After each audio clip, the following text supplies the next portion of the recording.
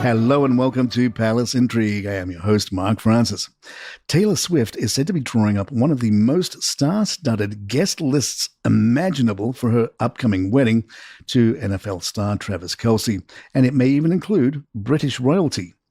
A source told Fox News Digital that the pop icon intends to invite the Prince and Princess of Wales to the ceremony, describing Swift as a very canny operator who developed her fan base, worked incredibly hard writing some of the most popular pop tunes of the last decade, and cemented a good friendship with the future King, Prince William, over 10 years ago. According to The Insider, that friendship has included private letters, inspirational cards, and good wishes to Princess Catherine during her difficult year. The source added, now Taylor is planning the wedding of all weddings. She wants to use the wedding not just as a celebration of love, but also to thank people who have made the journey to this point, and that will include all manner of people from all manner of backgrounds.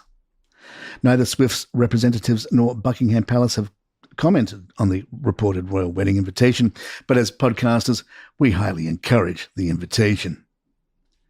Kate Middleton shared a glimpse of family life during her visit to Longmeadow Cider Farm in Northern Ireland, revealing a very messy DIY project she recently tried with Prince George, Princess Charlotte, and Prince Louis.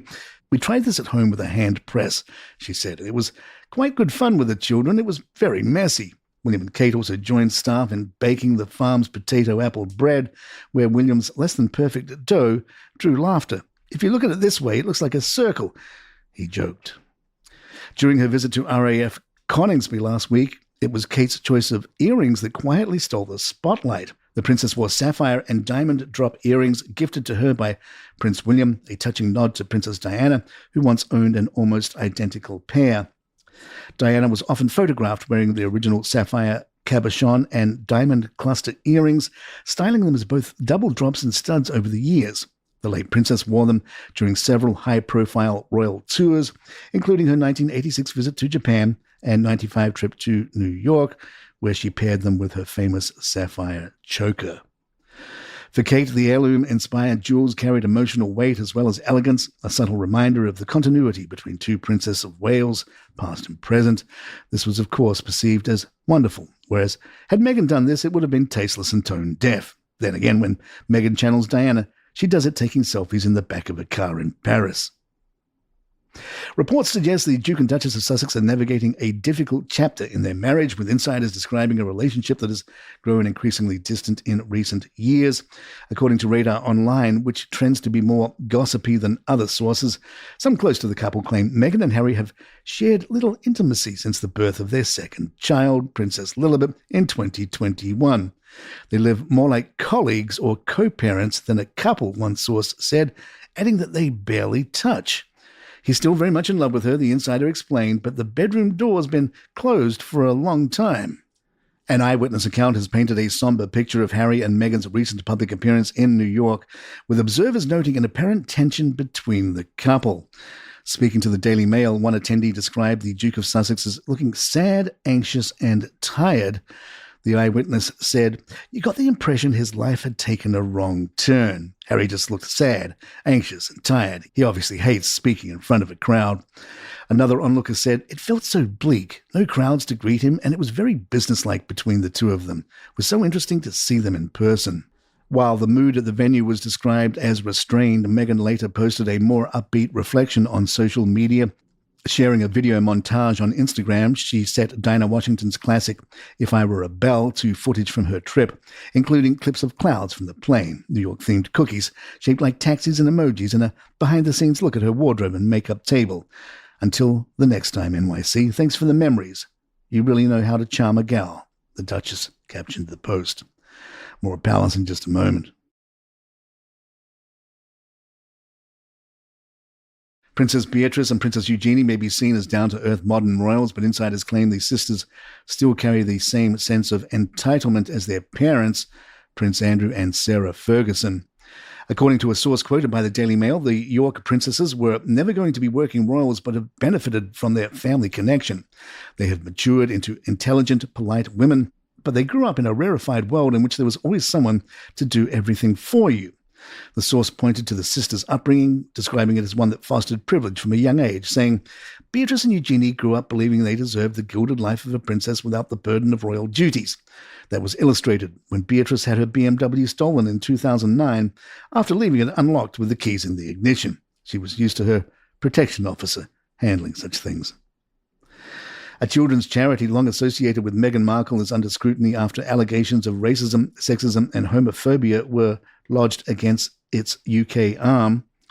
World Vision UK, where the Duchess of Sussex has served as a global ambassador since 2016, is being assessed by the Charity Commission following a formal complaint that describes a toxic and hostile workplace culture.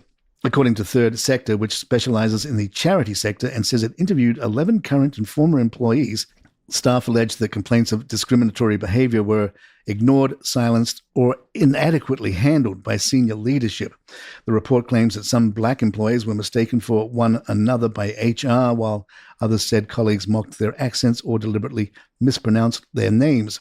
Female staff members reportedly described patronizing treatment in meetings, and non-disclosure agreements were allegedly used to silence staff leaving after negative experiences.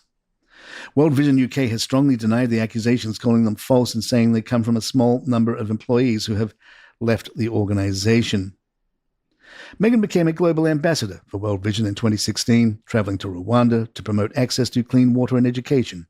There is no suggestion the Duchess had any involvement in or knowledge of the allegations under review.